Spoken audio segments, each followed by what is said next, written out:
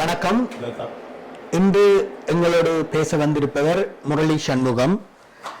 நியூயோர்க்கை தலைமையகமாக கொண்டு இயங்கும் data and சொசைட்டியின் மூத்த ஆய்வாளர்களில் ஒருவர். மேலும் critical cost and technology studies என்ற நிறுவனத்தில் ஆய்வுப் பணிகளை மேற்கொள்பவர். ஆனால் இன்று எங்களோடு பேச வந்திருக்கும் விஷயம் உலகின் மிகப்பெரிய ஜனநாயக திருவிழா என்று வர்ணிக்கப்படும் இந்திய தேர்தல்கள் பற்றி பேச வந்திருக்கிறார். முதலாவது கேள்வியாக இந்திய தேர்தல்கள் பற்றி ஒரு சுருக்கமான விவரணம் ஆரம்பிச்ச காலத்திலிருந்து சொல்லுங்க. நன்றி தோழர், என்னை கூப்பிட்டதுக்கு. இப்படி ஒரு வாய்ப்பு கிடைச்சதுக்கு ரொம்ப மிக்க நன்றி, மகிழ்ச்சி. இந்திய தேர்தல்ன்றது பொதுவாக எல்லாரும் பேசுகிறப்ப ஒரு பெரிய, நீங்கள் சொன்ன மாதிரி ஒரு மிகப்பெரிய ஜனநாயக திருவிழான்னு சொல்லுவாங்க. ஆனால் அதுக்கு காரணம் இருக்குது. அதற்கு முன்னாடி கொஞ்சம் பின்னர்வை பார்த்தோம்னா, இப்போ நடக்க போகிறது 18வது பாராளுமன்ற தேர்தல். இது என்னுடைய பார்வையில் இந்திய அரசியல் மட்டும் இல்லாமல் உலக ஜனநாயகத்துக்கு வைக்கக்கூடிய 4வது பரீட்சை, இந்தியாவில் வைக்கக்கூடிய ஒரு பரீட்சையாக நான் பார்க்குறேன். நான் முதலாவது சவால் எங்கே ஆரம்பிச்சதுன்னா 1952 இந்திய பாராளுமன்றத்தில் முதல் தேர்தல் நடந்த பொழுது மக்கள் அனைவருக்குமே ஓட்டு போடுவோம், வாக்கு ஒழுங்கு அளிக்க தெரியாது. ஏன்னா அப்போ நிறைய பேருக்கு இப்படிக்க அளவு கல்வி அறிவு கிடையாது. அப்படிப்பட்ட ஒரு சூழலில் இந்தியாவில் அனைவருக்கும் வாக்குரிமை கொடுக்கப்பட்டது. இதில் ரொம்ப முக்கியமான விஷயம் என்ன கேட்டிங்கன்னா, பல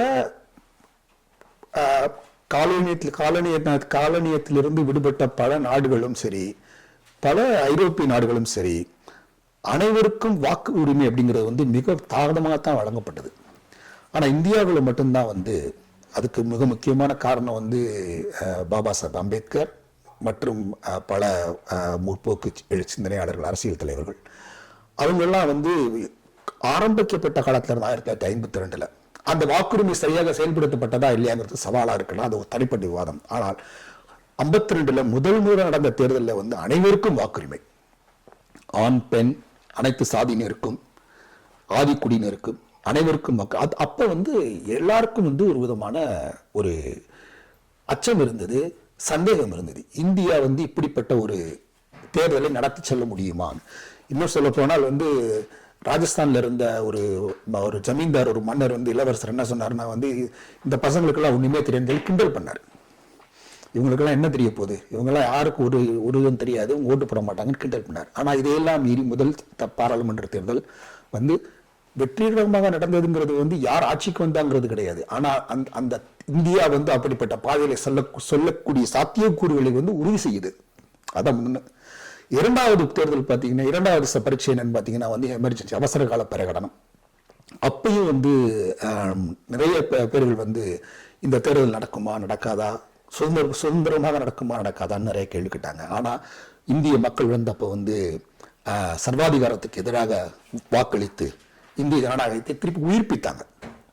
மூன்றாவது தேர்தல் என்னன்னு கேட்டீங்கன்னா, பரீட்சை என்னன்னு கேட்டீங்கன்னா விபி சிங், அதாவது ஆண்டாண்டு காலமாக வம்சாவளி அரசாங்கமும் அல்லது பணபலமும் இருந்த ஒரு நிலைமையில இந்திய ஒன்றியத்தில் மிக முக்கியமாக இந்திய ஒன்றியத்தில் முதன் முறையாக மாநில கட்சிகளுடைய கூட்டமைப்போடு விபி சிங் தலைமையேற்கிறார். அந்த தலைமையேற்றது அப்பதான் மண்டல் கமிஷன், சமூக நீதி, இடஒதுக்கீடு இதெல்லாம் உறுதி செய்யப்படுது. தென்னகத்தில் ஏற்கனவே இருந்திருந்தா கூட வட இந்தியாவில் அதுதான் முதல் முறை. அது இந்தியாவே திருப்பி போட்டுச்சு. அதுக்கு அடுத்த முக்கியமான பரீட்சையா இந்த தேர்தலை நான் பார்க்கிறேன். நான் இந்த தேர்தலுடைய வெற்றி தோல்வி இந்தியாவினுடைய ஜனநாயகத்தினுடைய எதிர்காலத்தை மட்டுமல்ல, இந்த தெற்காசியா மற்றும் உலகெங்கும் இருக்கக்கூடிய ஜனநாயக நிலப்பரப்பில் இருக்கக்கூடிய அந்த சவால்களையும் அதை உறுதி செய்யும் நான் நினைக்கிறேன். நான் அதனால இது மிக முக்கியமான தேர்தல். அது மட்டுமல்ல, இந்தியாவினுடைய தேர்தல் மற்ற ஜனநாயக தேர்தல்களை விட ரொம்ப வித்தியாசமானது. உதாரணமாக ஐக்கிய ராஜ்யம் இந்த ஊழல் எடுத்துக்கிட்டீங்கன்னா கூட சரி, அமெரிக்காவை எடுத்துக்கிட்டாலும் சரி, இங்க எல்லாமே வந்து இருகட்சி மாநிலங்களாக தான் இருக்கு, இருகட்சி நாடுகளாக தேர்தலாம் நடக்குது. இந்தியாவில் மட்டும்தான் வந்து 2600 அரசியல் கட்சிகள் போட்டி போடுது. 2600. அது மட்டும் இல்லாமல் வந்து நம்ம ஊரில் வந்து இந்தியாவில் வந்து வாக்குச்சாவடிகள் மட்டுமே வந்து 11 லட்சம் இருக்கு. தமிழ்நாட்டை மட்டும் எடுத்துக்கிட்டிங்கன்னா 60,000 வாக்குச்சாவடிகள் இருக்கு. ஸோ 60,000 வாக்குச்சாவடியில் வந்து ஒரு வாக்குச்சாவடியில் வந்து ஒரு உதாரணமாக திமுக வந்து 39 பாராளுமன்ற தொகுதிகளில் வந்து வேட்பாளர் நிப்பாட்டிருக்காங்கன்னா அந்த 60,000 தொகுதியில் ஒரு தொகுதிகளில் வந்து 2 பூத் ஏஜென்ட் போடணும். 2 பூத் ஏஜென்ட் வந்து இப்போ இது ஸ்டாக்ல வைக்கணும். உடம்பு சரியில்லைன்னா என்ன ஆயிடுச்சுன்னா வேணும். அப்புறம் வந்து பின்ன வெளியில் வந்து ஆளை நிப்பாடணும். ஸோ இது வந்து இந்த இன்ஃப்ராஸ்ட்ரக்சர் பார்த்தீங்கன்னா மிகப்பெரிய அளவில் இருக்கு. நம்ம கற்பனைக்கு எட்டாத அளவு. அரசாங்கம் மட்டுமே வந்து 1.5 கோடி பேரை வந்து வேலைக்கு அமர்த்துது இதுக்கு. ஸோ இதெல்லாம் கணக்கில் எடுத்து பார்க்குறப்ப தான் வந்து இந்த தேர்தல் வந்து வெறும் வந்து திருவிழா மட்டும் கிடையாது, மிகப்பெரிய ஜனநாயகத்திற்கான ஒரு என்ன சொல்றது ஒரு ஒரு ஒரு சாட்சி. அதனாலதான் இந்த தேர்தல் வந்து இந்த தேர்தலுடைய முடிவு வந்து ரொம்ப கவனமாக உன்னிப்பாக கவனிக்கப்படுது. இந்திய நடுவண் அரசு உருவாக்கப்பட்ட போது மொழிவாரி மாநிலம், மதச்சார்பின்மை, இடஒதுக்கீடு என்ற 3 தூண்களில் உருவாக்கப்பட்டதாக சொல்கின்றனர். அந்த 3 தூண்கள் இன்றும் உள்ளதா, சீலமடைந்துள்ளதா, அல்லது தூண்கள் காணாமலே போய்விட்டதா? தூண்கள் இருக்கிறதுனாலதான் இந்த தேர்தல் நடக்குது. ஆனால் இந்த தூண்களுக்கான சவால்கள் வந்து முன்னெப்போதும் இல்லாத அளவுக்கு ரொம்ப கடினமா இருக்குன்னு நான் நம்புறேன். நான் அது வந்து ஒரு கவலையான உண்மை. உதாரணமா நீங்க முதல்ல சொன்ன மொழிவாரி மாநிலத்தை எடுத்துக்குவோம். நம்ம இப்ப இந்த அரசாங்கம் வந்ததிலிருந்து எல்லா அரசாணைகளும் எல்லா அரசு நலத்திட்டங்களும் இந்தி வார்த்தையிலேயே உச்சரிக்கப்படுது. இது யாருக்கும் புரிய மாட்டேங்குது. அதாவது ஒரு நலத்திட்டத்தினுடைய மிக நோக்கம் என்னன்னா, நான் வந்து ஒரு கம்யூனிகேஷன் ஸ்டடிஸ் படிக்கிற ஒரு ஸ்காலர். நான் மக்களுக்கு போய் சேரணும்னா அவங்களுடைய பாணியில சொல்லி அவங்களுக்கு ஏற்ற முறையில சொன்னாதான் மக்களுடைய மனதில் உரைக்கும். நாம் இருவர் நமக்கு இருவர் அப்படிங்கிறது உங்களுக்கு தெரிஞ்சிருக்கும். ஃபேமிலி பிளானிங் ஆஃப் இந்தியா நடத்தினது. அந்த வாசகம் வந்து பளிச்சுன்னு எல்லாருடைய மனதிலையும் பதியுது. எனக்கு இன்னும் ஞாபகம் இருக்கு அது எப்படி அந்த வார்த்தைகள். இப்ப அதாவது திமுக திராவிட அரசுகளை பற்றி நிறைய குறைபாடுகள் இருந்தாலும் சவால்கள் இருந்தா கூட திராவிட அரசுகளுடைய ஒரு முக்கியமான என்னன்னா அந்த மொழி தனித்தன்மையை பாதுகாத்தது. அந்த மொழி தனித்தன்மை மூலமாக அனைவரையும் உள்ளடக்கி கொண்டு செல்கிற எல்லார்ட்டையும் சேரக்கூடிய ஒரு மொழியை வந்து உருவாக்கப்பட்டது. இந்த டிராவிடியன் ஒரேட்டரி இருக்கு பாத்தீங்களா, அதாவது மேடை தமிழ் கிடையாது. பொதுவாக வந்து பேசுற பொழுது நலத்திட்டங்களை அறிவிக்கின்ற பொழுது அதற்கான உள்ளூர் மொழியில பேசுறப்ப அதற்கான இப்ப அந்த ஒரு நிலைமையே இப்ப இல்லாம போகக்கூடிய ஒரு அச்சம் ஏற்பட்டு போச்சு. இது வந்து ஒரு சின்ன உதாரணம் சொல்றேன் நான். அது மட்டும் இல்லாம மொழிவாரி மாநிலங்களுக்கான அந்தஸ்துகள் வந்து கொஞ்சம் கொஞ்சமாக வந்து, அதாவது பொதுவாகவே ஒன்றிய அரசினுடைய அதிகார குவிப்பு இருக்கு பாத்தீங்களா, அது வந்து எதை காட்டுதுன்னா வந்து மாநில அரசுகளை வந்து வீக் பண்றதுக்கான ஒரு நிலைமையா இருக்கு. ஸோ மொழிவாரி மாநிலம் இருக்கு, ஆனா அதற்கான அவர்கள் வந்து அந்த நிலைமையில நடக்கணுமா அப்படிங்கிற அந்த சுதந்திரம் வந்து அச்சத்துக்குள்ளாகப்பட்டுக்கிட்டே இருக்கு. அது ஒண்ணு. இன்னமும் வந்து தபால் நிலையங்கள்ல மற்ற இடங்கள்ல ஒன்றிய அரசு சார்ந்த அலுவலகங்கள் எல்லாம் பாத்தீங்கன்னா இந்தி தான் வந்து திணிக்கப்படுது. அதனால அந்த அச்சம் இருக்கு. ஆனா இது வந்து காங்கிரஸ் இது வந்து பிஜேபி மட்டுமே கிடையாது, இது தொடர்ந்து நடந்துகிட்டு தான் இருக்குது. ஆனா இப்ப அதிகமா நடக்குது. இரண்டாவது நீங்க சொன்னீங்க வந்து இடஒதுக்கீடு. இந்த இடஒதுக்கீடு வந்து இந்த இடஒதுக்கீட்டை பற்றி ஒரே ஒரு முக்கியமான ஒரு குறிப்பு மட்டும் சொல்ல விரும்புறேன் நான். இந்திய அரசியல் சட்டத்தில் கான்ஸ்டிடியூஷன்ல வந்து பாத்தீங்கன்னா அடிப்படை உரிமைகள் ஃபண்டமெண்டல் ரைட்ஸ்ல வந்து இடஒதுக்கீடு பற்றி தலித்துகளுக்கோ அல்லது பட்டியலின மக்களுக்கோ ஆதிவாசிகளுக்கோ அல்லது மிகவும் பிற்படுத்தப்பட்டவர்களுக்கோ ஒரு நம்பர் கிடையாது. அதாவது இவ்வளவு பெர்சன்டேஜ் கொடுக்கணுங்கிற கிடையாது. அது வந்து கோர்ட்ல முன்ன பின்ன போயிட்டு இருக்குது, பெரிய விவாதம். அதுக்குள்ள நாங்க போகலாம எனக்கு நேரம் கிடையாது. ஆனால் அதே இந்திய அரசியல் சட்டத்தில் பொருளாதாரத்தில் நலிந்தவர்களுக்கு 10% கொடுக்கணுங்கிறது வந்து அடிப்படை உரிமையாக மாற்றப்பட்டிருக்கு. இதை நீங்க இதை நீங்க ரொம்ப கவனமா புரிஞ்சுக்கணும். நம்ம பெருவாரியான ஒடுக்கப்பட்ட மக்களுக்கான இடஒதுக்கீடு பற்றி எந்த விதமான கேரண்டி அங்கீகாரமும் கிடையாது. மிக இந்த கிரீமி லேயர் என்று சொல்லப்படுகின்ற, அல்லது தமிழ்ல விளையாட்டா சொல்ற அந்த கிருமி லேயர் அப்படிம்பாங்க, அந்த லேயர்களுக்கான மக்கப்பட்ட மக்களுக்கு வந்து அதற்கான நம்பர்கள் வந்து உறுதி செய்யப்பட்டிருக்கு. இதுதான் வந்து இடஒதுக்கீட்டுக்கு அந்த அந்த அந்த அந்த அந்த நீதிக்கு, சமூக நீதிக்கு எதிராக செய்யப்பட்ட மிகப்பெரிய துரோகமா பார்க்கறாங்க. அதனால அதுவும் மிகப்பெரிய அளவில் அச்சுறுத்தப்பட்டிருக்கு. மூன்றாவது நீங்க சொன்னீங்க அந்த மதச்சார்பின்மை. இந்த மதச்சார்பின்மையை பத்தி பேசுறப்ப பொதுவா எல்லாருமே என்ன சொல்றாங்கன்னா வந்து, பொதுவான கருத்து என்னன்னா வந்து, பொது புத்தி என்னன்னா வந்து, பிஜேபி வந்த உடனே வந்து எல்லாம் மாறி போச்சுன்னு. அது ஓரளவு உண்மைதான். ஆனா இந்த இடத்துல கொஞ்சம் நான் வந்து ஒரு கொஞ்சம் பின்னாடி போய் பார்க்க வேண்டியிருக்கு. தமிழ்நாட்டில இருந்து வந்த ஒருத்தர் வந்து ஞான அலோசியஸ்னு ஒரு புத்தகம் எழுதியிருக்காரு, nation without nationalism in India அப்படின்னு சொல்லி. அந்த புத்தகத்துல பாத்தீங்கன்னா அவர் வந்து ஒரு அருமையான ஒரு கருத்தை ஒரு கருத்தியில முன் வைக்கிறார். இந்தியாவினுடைய சுதந்திர போராட்டமே வந்து இந்துத்துவாவினுடைய அடிப்படையாக கொண்டு உருவாக்கப்பட்டதுதான் அப்படிங்கிறார். பண்டித நெஹ்ரு, பண்டித நேருடைய புத்தகம் எழுதப்பட்ட டிஸ்கவரி ஆஃப் இந்தியாவை படிச்சீங்கன்னா அதுல அவர் வந்து சாதியத்தை வந்து அவ்வளவு சிலாய்த்து பேசுறாரு. காந்தி வந்து ஐடியல் பங்கி அப்படிங்கிற கட்டுரையில வந்து மலமல்லூரனுடைய சேவை வந்து மிக முக்கியமானதுங்கிறாரு. அதைத்தான் வந்து மோடியும் சொல்றாரு. சோ இது எதுக்கு சொல்ல வரேன்னா, இதெல்லாம் தொடர்ச்சியா நடந்துகிட்டே இருக்கு. ஆனா இன்றைக்கு வந்து இது வேகமாக நடக்குது, தீவிரமாக முன்னெடுக்கப்படுது. இது வந்து ராட்சதத்தனமா நடக்குது அப்படிங்கிறது நம்ம உண்மைதான். ஆனா இந்த மதச்சார்புங்கிறது வந்து திடீரென்று நேற்று பெய்த மழையில முளைத்த காலம் நம்ம சொல்லி ஒதுக்கிட முடியாது.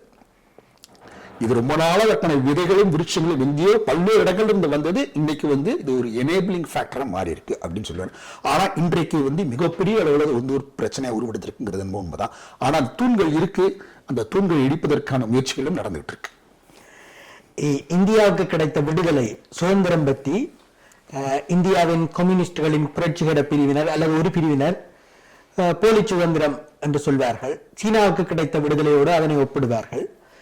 இன்னொரு பிரிவினர், குறிப்பாக சுபாஷ் சந்திர போஸ் வழிவந்தோர், ஒரு அதிகார கைமாற்றம் என்பர். நீங்கள் என்ன இது பற்றி சொல்ல விரும்புகிறீர்கள்? இது நம்ம கம்யூனிஸ்டுகளுக்கு போறது இப்படி சொல்றது ஒரு பக்கம் இருக்கட்டும். இதை பத்தி நமக்கு வந்து நமக்கு நெருக்கமானவர்களை பத்தி இதை பத்தி நிறைய பேசியிருக்கிறாங்க. நான் சொல்வேன், நான் அவர்களை நான் குறிப்பிடுத்து நான் சொல்ல விரும்புறேன். நான் உதாரணமா பாபா சாஹேப் அம்பேத்கர், அப்புறம் பெரியார் வந்து இது சுதந்திரம் அடைந்த போது இது நமக்கு கருப்பு நாள்னு சொன்னவர் அவர். ஏன்னா அது எதுவும் அதிகார கைமாற்றம் தான். நான் ஏற்கனவே முதல்ல சொன்ன மாதிரி, ஞான அலோசியஸ் சொன்ன மாதிரி, அவர் என்ன சொன்னாருன்னா வந்து, பிரிட்டன் அப்படிங்கிற ஒரு காலனைசர் இருந்து பிராமின்கிற இன்னொரு காலனைசர் கிட்ட தான் வந்து ஆட்சி மாறி இருக்கு. இதைத்தான் அம்பேத்கர் சொல்லியிருக்கிறாரு, பாபா சாஹேப் அம்பேத்கர் தான் சொல்லியிருக்காரு, பெரியார் தான் சொல்லியிருக்கிறாங்க. ஸோ இந்த கருத்தியல் ஆகப்பட்டது ரொம்ப சார்ஜா இருக்கு எல்லாத்துக்குமே. அதனால வந்து இதை வந்து ஒதுக்கு பார்க்கறாங்க, புறந்தள்ளிட்டே இருக்கிறாங்க எப்ப பார்த்தாலும். இது கம்யூனிஸ்டுகள் வந்து பிரெஞ்சில இருந்து வெளிமுறையில இருந்து சொல்றாங்க. ஆனா அதே வெளிமுறையில் இருக்கக்கூடிய இப்ப கல்வியாளர்கள் பாத்தீங்கன்னா சபால்டன் ஸ்டடிஸ் சொல்லி ஒரு பெரிய ஒரு கருத்தியல் இருக்கு. அந்த சபால்டன் ஸ்டடிஸ் என்ன பாத்தீங்கன்னா என்ன பண்றாங்க பாத்தீங்கன்னா, பிரிட்டனுக்கு அப்புறமா வந்து நாமெல்லாம் எப்படி நல்லா இருக்க போறோம், எப்படி நல்லா இருக்கிறோம் அப்படின்னு சொல்லி பேசுறாங்க. ஏன்னா வந்து கம்யூனிஸ்டுகளும் வந்து அவர் இந்த இடத்துல ஒரு முக்கியமான ஒரு கருத்தை நான் முன்வைக்க விரும்புகிறேன். கம்யூனிஸ்டுகளும் மிக பெரும்பான்மையான அளவில் வந்து உயர் சாதியினர், குறிப்பிட்ட சில இடங்கள் இருக்கக்கூடிய நக்சல்பாரிகள், ஃபுட் சோல்ஜர்ஸ் சொல்லுவாங்க இல்லையா, ஃபுட் சோல்ஜர்ஸை தவிர சிந்தனையாளர்கள் எல்லாருமே வந்து மிகப்பெரிய அளவில் வந்து உயர் சாதியினரை தான் இருந்திருக்கிறாங்க. அந்த உயர் சாதியினர் சொல்றதை தான் ஃபுட் சோல்ஜர்ஸ் பண்ணிட்டு இருக்கிறாங்க. ஆனா இங்க இந்த பக்கம் பாத்தீங்கன்னா அம்பேத்கரும் சரி, பாபா சாஹேப் அம்பேத்கரும் சரி, பெரியாரும் சரி, ஆரம்பத்துல என்ன சொல்றாங்க, இந்த விடுதலையில் மேல் நம்பிக்கை இல்லைங்க. இன்னும் சொல்ல போனா பெரியார் வந்து காங்கிரஸ் விட்டு வெளியே வந்ததுக்கான காரணமே எனக்கு இந்த இயக்கத்தினுடைய சுதந்திரத்தின் மேல எனக்கு நம்பிக்கை இல்லைங்கிறதுனால வெளியே வர்றாரு அவர். சோ இது வந்து இது காலங்காலமா இருக்கு, கம்யூனிஸ்டுகள் மட்டும் சொல்றது கிடையாது. ஆனா இப்ப வந்து இன்னைக்கு இருக்கிற சூழ்நிலையில வந்து இது வந்து எப்படி பாக்குறோம்னா வந்து விடுதலை சிறுத்தைகள் கட்சிகளோ மற்ற தலித் இயக்கங்களோ மற்ற மற்ற ஒடுக்கு விளிம்பு நிலையை சேர்ந்த அரசியல் இயக்கங்கள் எப்படி பார்க்குறாங்கன்னா வந்து இதுதான் இருக்கக்கூடிய நிலைமை. இந்த நிலைமையில வந்து நாம் வந்து தேர்தல் அரசியலில் வாக்கு அரசியலில் பங்கிட்டு அதை எப்படி வந்து இந்த நிலைமையை மாற்றணும் அப்படிங்கிற முயற்சியில் ஈடுபட்டிருக்கிறாங்க. அதுதான் இன்னைக்கு இருக்கிறது. மீண்டும் மதச்சார்பின்மைக்கே போகலாம். நாங்கள் மாணவராக இருந்த 80களின் தொடக்கத்தில் இந்திரா காந்தி அம்மையார் இந்த மதச்சார்பின்மையை மீறி மத ஊர்வலங்களில் பங்கெடுத்துக் கொண்டார், வாக்கு பொறுக்குவதற்கான ஒரு முயற்சி என்று விமர்சிக்கப்பட்டது. அதுபோல கொஞ்சம் பின்னால் போய் நீங்கள் பண்டித நேரு அவர்களை பற்றி குறிப்பிட்டீர்கள். அவர் மற்றும் அண்ணல் காந்தி இவர்களுக்கும் மதச்சார்பின்மைக்கும் அல்லது மதச்சார்புக்கும் உள்ள உறவு பற்றி கொஞ்சம் சொல்லுங்களேன். அதாவது நான் ஒரு இவர்களை பற்றி தனித்தனியா நம்ம திருப்பி பேசணும்னா வந்து அவர்களை வந்து பிரச்சனைக்குரியவர்களை மாற்றுறதா நம்ம வந்துடும். நான் ஒரே ஒரு சின்ன உதாரணம் மட்டும் சொல்லிக்கிறேன், இந்த பதிலா சொல்ல விரும்புறேன். இந்த பாரத் மாதா அப்படிங்கிற ஒரு பிம்பம் இருக்கு இந்தியாவில். இந்த பாரத் மாதா அப்படிங்கிற பிம்பத்தை வந்து நீங்க வந்து கொஞ்சம் கட்டுடைச்சு பார்த்தீங்கன்னா அது யாருன்னு பார்த்தீங்கன்னா கிட்டத்தட்ட ஒரு சனாதன பெண்மணி.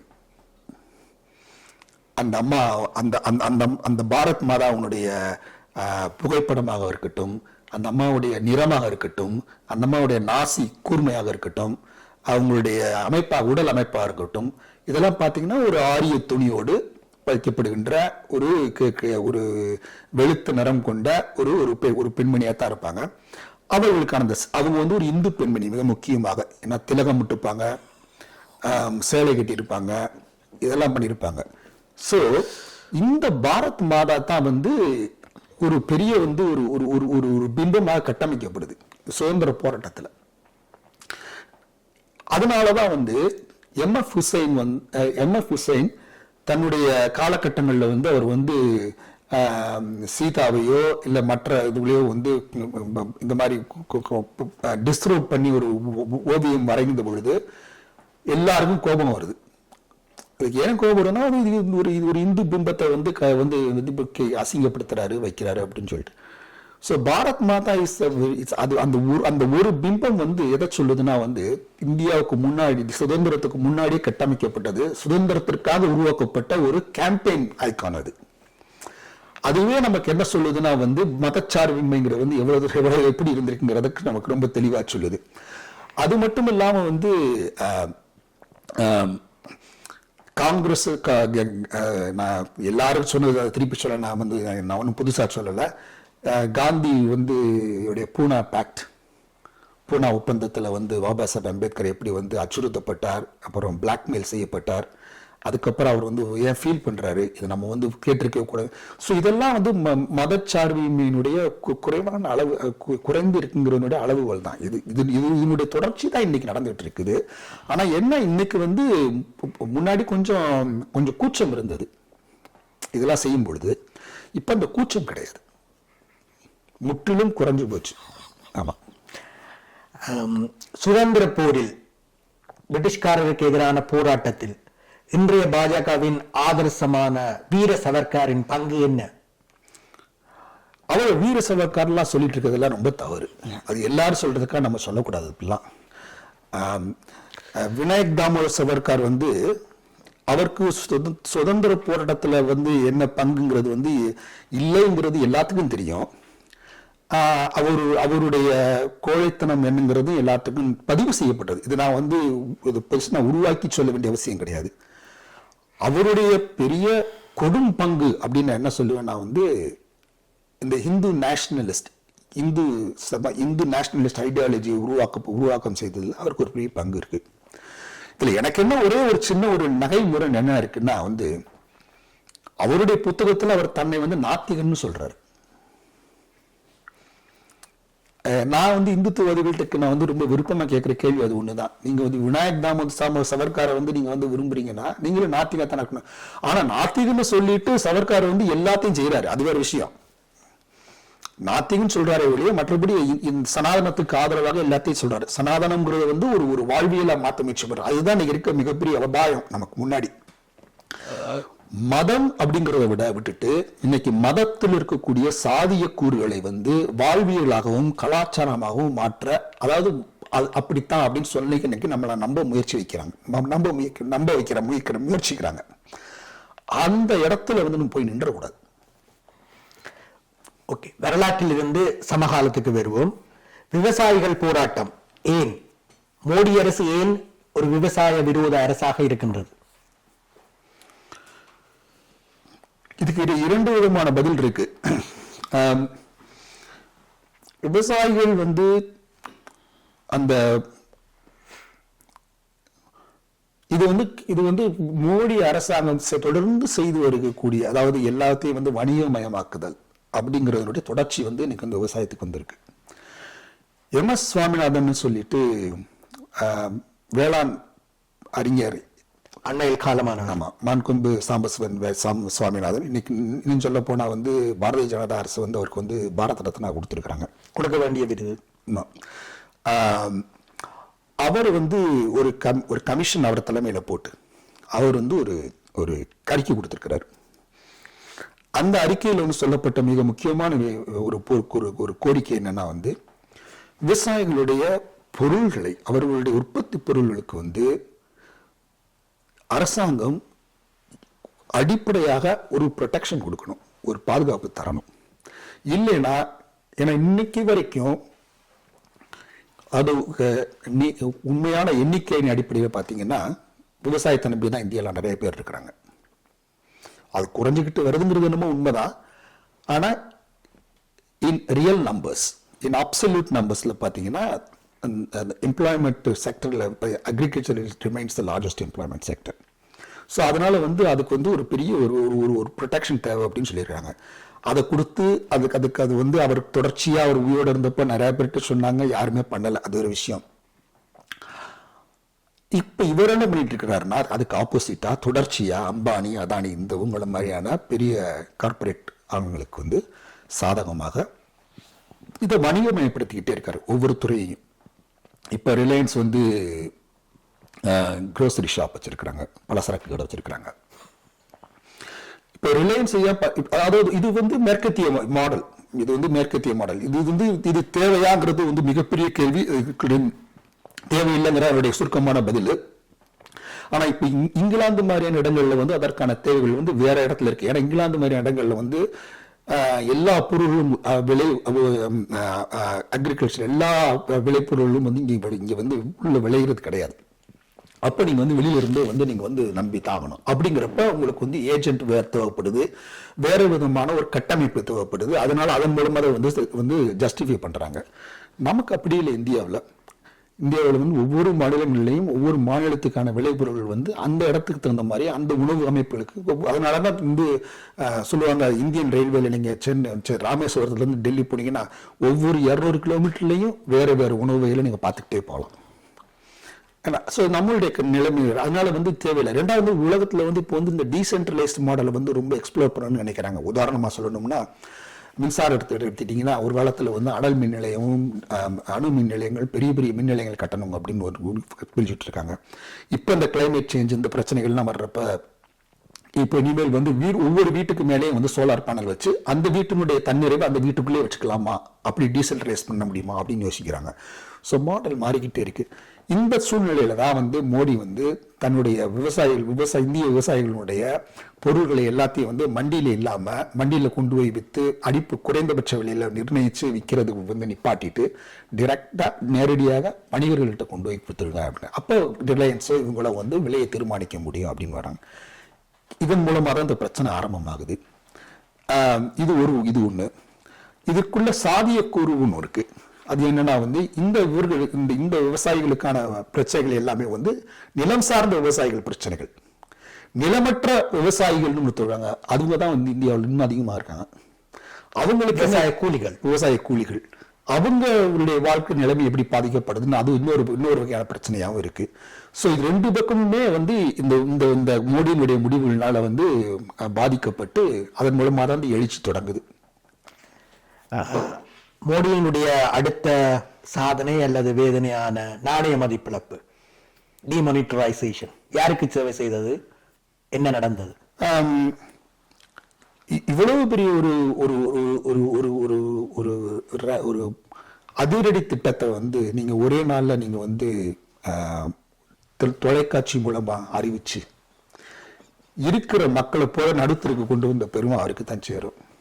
ஆமா, கிட்டத்தட்ட 90% 85 நினைக்கிறேன் பர்சன்டேஜ் ஆஃப் சர்க்குலேட்டிங் அந்த கரன்சி பூரா வந்து வைப் அவுட் பண்ணிட்டாரு ஒரே நாள்ல.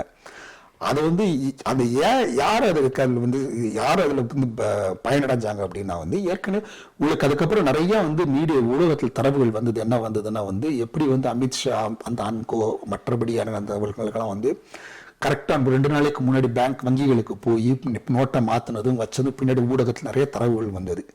ஆனால் இங்க இருக்கிற மக்களுக்கு மட்டும்தான் வந்து கீழே இருக்கக்கூடிய மக்களுக்கு மட்டும்தான் வந்து அது மிகப்பெரிய பாதிப்பை கொடுத்தது. நான்லாம் அப்போ இருந்தேன், சென்னையில இருந்தேன் நான்.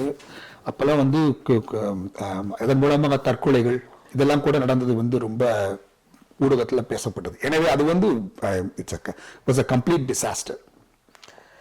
தொழிலாளர் விரோத அரசு என்று மோடி அரசை குறை கூறுகின்றார்கள். அந்த தொழிலாளர் விரோத சட்டங்களுக்கும் நேரடி டைரக்ட் ஃபாரின் இன்வெஸ்ட்மெண்ட் என்று சொல்லப்படும் நேரடி வெளிநாட்டு முதலீடுகளுக்கும் சம்பந்தம் உள்ளதா?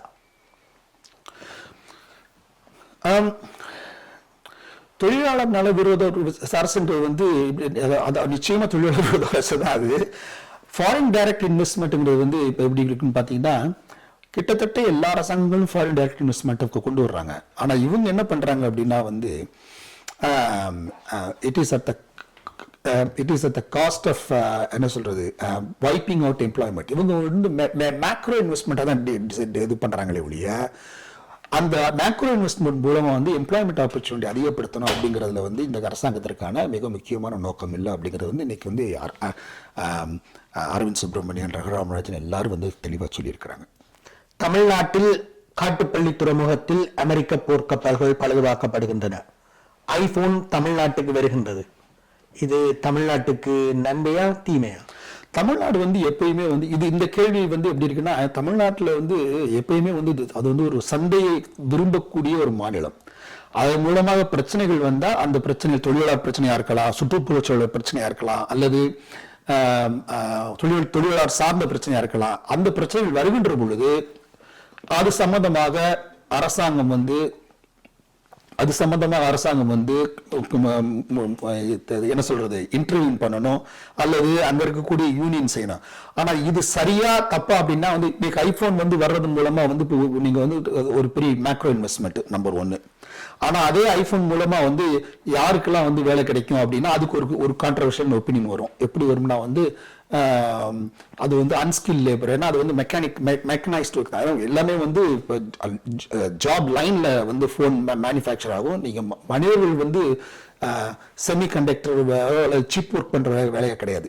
Relatively semi skilled unskilled labour work தான். அப்ப என்ன சொல்லுவாங்கன்னா அது வந்து அதுல ஒரிஜினல் இன்வெஸ்ட்மெண்ட் கிடையாது, நாம வந்து சிப்பு வந்து வந்து இன்வெஸ்ட் பண்ணணும் அப்படின்னு அது ஒரு ஆர்குமெண்ட் நடந்துட்டு இருக்கு. பட் இதெல்லாம் வந்து பாத்தீங்கன்னா இந்த கிராண்ட் ஸ்கீம்ல வந்து இது இந்த விவாதங்கள்லாம் ரொம்ப ஹெல்த்தி, ரொம்ப ஆரோக்கியமானது. ஆனா அதே சமயத்துல வந்து இந்த விவாதங்கள் வந்து இருக்கிற அதே சமயத்துல வந்து இந்த மேக்ரோ இன்வெஸ்ட்மெண்ட் தேவைங்கிறதா என்னுடைய கருத்து. இந்த சந்திப்பின் இறுதி 2 கேள்விகள் ஒன்றாகவே கேட்கிறேன். இத்தனைக்கும் பிறகு மீண்டும் மோடி வேண்டும் மோடி என்ற கோஷம் வலுக்கிறது போல் தெரிகிறது. வாக்குப்பதிவு 67% இருந்த போதிலும் கருத்து கணிப்புகள் மோடி அரசு மீண்டும் பெறும் என்ற நம்பிக்கையை தருகின்றது. அதேவேளை 7 சகோதரிகள் என்று அழைக்கப்படும் மாநிலங்களில் மற்றும் காஷ்மீர் போன்ற மாநிலங்களில் இந்திய தேர்தல் முறை வெற்றியை பெறவில்லையா, அல்லது ஏன் இன்னும் அங்கு தேசிய இன விடுதலை போராட்டங்கள் கொழுந்து விட்டு எரிகின்றது?